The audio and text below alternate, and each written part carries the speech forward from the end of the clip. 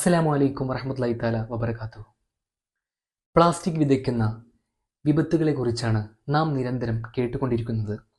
കഴിഞ്ഞ ദിവസം പോലും അത്തരമൊരു വാർത്ത കേട്ടാണ് കേരളം ഉണർന്നത്. ജോയി എന്ന മധ്യവയസ്കൻ തമ്പാനൂരിലുള്ള ഒരു വലിയ മാലിന്യ കൂമ്പാരത്തിൽപ്പെട്ട് അതിദാരുണമായി കൊലപ്പെട്ടു. നാം ഒന്ന് ചിന്തിച്ചു നോക്കൂ മനുഷ്യരെ, ജോയിയെ കൊലപ്പെടുത്തിയത് നമ്മളല്ലേ?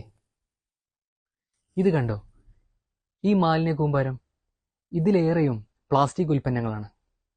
1960കളിലും 70കളിലും പ്ലാസ്റ്റിക് ഉൽപ്പന്നങ്ങൾ വളരെ ഉപയോഗപ്രദമായ വസ്തുക്കളായിട്ടാണ് കണക്കാക്കിയിരുന്നത്.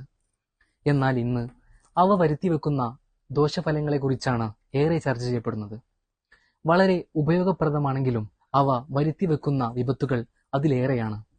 ഇന്ന് എവിടെ നോക്കിയാലും പ്ലാസ്റ്റിക് ഉൽപ്പന്നങ്ങളാണ്. നാം ധരിക്കുന്ന പോളിസ്റ്റർ വസ്ത്രങ്ങൾ, ചെരുപ്പുകൾ, ബാഗുകൾ, വാട്ടർ ബോട്ടിലുകൾ തുടങ്ങി എല്ലാം പ്ലാസ്റ്റിക്കുകളാണ്. വാട്ടർ ബോട്ടിലുകൾ, ക്യാരി ബാഗുകൾ തുടങ്ങി ഒറ്റത്തവണ മാത്രം ഉപയോഗിച്ച ശേഷം വലിച്ചെറിയുന്ന പ്ലാസ്റ്റിക് ഉൽപ്പന്നങ്ങളാണ് ഈ മാലിന്യക്കൂരയിൽ ഏറെയും.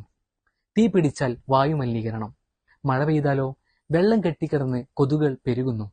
അവയിൽ ഭക്ഷ്യാവശിഷ്ടങ്ങളുണ്ടെങ്കിൽ പറയുകയേ വേണ്ട.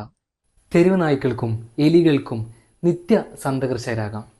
കഴിഞ്ഞ വാരം ബാംഗ്ലൂർ നഗരത്തിൽ മഴ പെയ്തപ്പോൾ നഗരവീഥികൾ ആകെ വെള്ളം നിറഞ്ഞു. പ്ലാസ്റ്റിക് ഉൽപ്പന്നങ്ങൾ ചാലിൽ അടിഞ്ഞു.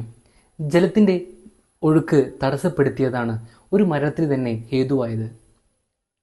നാം ഉപയോഗിക്കുന്ന പ്ലാസ്റ്റിക്കിൻ്റെ ഉൽപ്പാദനം, ഉപഭോഗം, സംസ്കരണം എന്നിവയിൽ മാറ്റം വരുത്തേണ്ട സമയം അതിക്രമിച്ചിരിക്കുന്നു.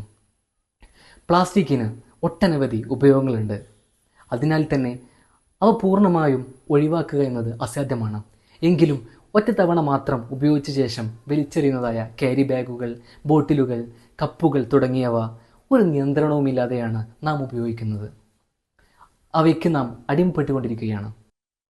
യൂസ് ആൻഡ് ത്രൂ, ഉപയോഗിക്കുക, വലിച്ചെറിയുക, ഇത് നമ്മുടെ ഒരു ശീലമായി മാറിക്കഴിഞ്ഞു. ഗുരുതരമായ പാരിസ്ഥിതിക, സാമൂഹിക, ആരോഗ്യ പ്രശ്നങ്ങൾക്കാണ് ഈ ശീലം നമ്മെ വഴി നടത്തുന്നത്. വ്യക്തിയുടെ, സമൂഹത്തിൻ്റെ താൽക്കാലികമായ മാറ്റത്തിൻ്റെ ഒരു സൂചകമാണിത്. ലോകമൊട്ടാകെ ഓരോ മിനിറ്റിലും 10 ലക്ഷം ടൺ ബോട്ടിലുകളാണ് ഉൽപ്പാദിക്കുന്നത്.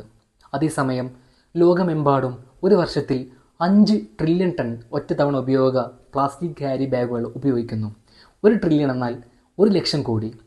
ആഗോളതലത്തിൽ മൊത്തം പ്ലാസ്റ്റിക് ഉൽപ്പാദനത്തിൻ്റെ ഏതാണ്ട് 50% ഒറ്റത്തവണ ഉപയോഗിക്കാനാണ് രൂപകൽപ്പന ചെയ്തിരിക്കുന്നത്. ഇതിൽ 10% മാത്രമാണ് റീസൈക്ലിങ്ങിന് വിധേയമായത്.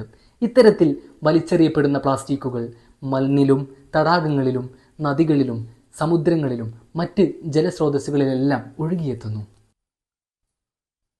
റീസൈക്ലിംഗ് നമുക്കറിയാം. ഇപ്പോൾ പഞ്ചായത്തുകളിലൊക്കെ ബന്ധപ്പെട്ട് ഹരിതകർമ്മസേനകളുണ്ട്. അവർ നിശ്ചിത സമയം കൂടുമ്പോൾ നമ്മുടെ വീടുകളിൽ വന്നിട്ട് പ്ലാസ്റ്റിക് വേസ്റ്റുകൾ കളക്ട് ചെയ്യുന്നുണ്ട്. അപ്പോൾ നമ്മുടെ വീടുകളിലേക്ക് വാങ്ങുന്ന പ്ലാസ്റ്റിക് കിറ്റുകൾ, അതുപോലെ തന്നെ മറ്റെന്തെങ്കിലും ഉണ്ടെങ്കിൽ റീസ്റ്റോർ അത് ക്ലീൻ ചെയ്ത് എടുത്തു വെക്കുകയാണെങ്കിൽ ആ ടൈം പീരീഡ് ആകുമ്പോൾ നമുക്ക് അവർ വന്നിട്ട് അത് കളക്ട് ചെയ്ത് കൊണ്ടുപോകുന്നതാണ്. ഈ ഒരു പദ്ധതി വഴി നമുക്ക് ആ പ്ലാസ്റ്റിക് വേസ്റ്റുകൾ അതായത് വീണ്ടും ഒരു പ്രക്രിയയിലേക്ക് കടത്തിവിടാൻ സാധിക്കുന്നുണ്ട്. പ്ലാസ്റ്റിക് മാലിന്യമാകുന്നത് അവ ഉപയോഗയോഗ്യമല്ലാതിരിക്കുമ്പോഴാണ്.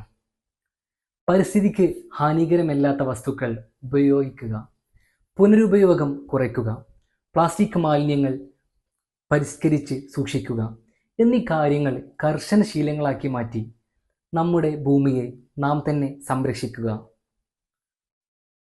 ആശാവഹമായ ഒരു കാൽവെപ്പായി ഇതിനെ കണക്കാക്കാം. ചില കാര്യങ്ങൾ നിയമം മൂലം നിരോധിച്ചാലും നമ്മൾ രൂപപ്പെടുത്തിയെടുക്കുന്ന ഒരു സംസ്കാരത്തിനനുസരിച്ചാണ് അതിന്റെ ഉപയോഗവും ഉപയോഗമില്ലായ്മയും ഭാവി തീരുമാനിക്കപ്പെടുന്നത്. നിങ്ങൾ രൂപപ്പെടുത്തിയെടുക്കേണ്ട ഒരു പൗര സംസ്കാരമുണ്ട്. നമ്മളെ കൊണ്ട് കഴിയുന്നത് പോലെ പ്ലാസ്റ്റിക് മലിനീകരണത്തിനെതിരെ പോരാടുക. മറ്റൊന്ന്, ഏറ്റവും ശാസ്ത്രീയമായ രീതിയിൽ പ്ലാസ്റ്റിക് സംരക്ഷിക്കുകയും അത് കൃത്യമായ തലങ്ങളിലേക്ക് എത്തിക്കുകയും ചെയ്യുന്ന ഒരു സംരംഭമായിരുന്ന മാതൃഭൂമി സീഡിന്റെ ലോ പ്ലാസ്റ്റിക് എന്ന് പറയുന്ന സംരംഭം. ലോ പ്ലാസ്റ്റിക് ആണ് അവരും ചെയ്തത്. ഇത്തരത്തിലുള്ള ചെറിയ ചെറിയ പ്രവർത്തനങ്ങൾ നമ്മൾ വീട്ടിൽ നിന്ന് തുടങ്ങിക്കഴിഞ്ഞാൽ നമ്മളെ കൊണ്ടാവുന്ന രൂപത്തിൽ നമ്മൾ തന്നെ പരിസ്ഥിതിയെ സംരക്ഷിക്കുന്നതിൽ നമുക്കും പങ്കാളികളാവാം. ഇത്രയും നേരം നാം പ്ലാസ്റ്റിക് മലിനീകരണം എന്ന വിപത്തിനെ കുറിച്ചും അവ തടയുന്നതിനുള്ള നമുക്ക് ചെയ്യാനാകുന്ന പരിഹാര മാർഗങ്ങളെ കുറിച്ചുമാണ് നമ്മൾ ചർച്ച ചെയ്തത്. തീർച്ചയായും ഇത് നമുക്ക് എല്ലാവർക്കും ഒരു ഉപകാരമുള്ളതാണ് എന്ന് മാത്രം മനസ്സിലാക്കുക. പരിസ്ഥിതിയെ സംരക്ഷിക്കുക എന്നത് നമ്മൾ എല്ലാവരുടെയും ഓരോരുത്തരുടെയും ഉത്തരവാദിത്തമാണ്. അത് മനസ്സിലാക്കേണ്ടത് നമ്മൾ തന്നെയാണ്. നല്ലൊരു നാളെ കെട്ടിപ്പടുക്കാൻ നമുക്ക് എല്ലാവർക്കും ഒന്നിച്ചു മുന്നേറാം. എല്ലാവർക്കും ശുഭദിനങ്ങൾ.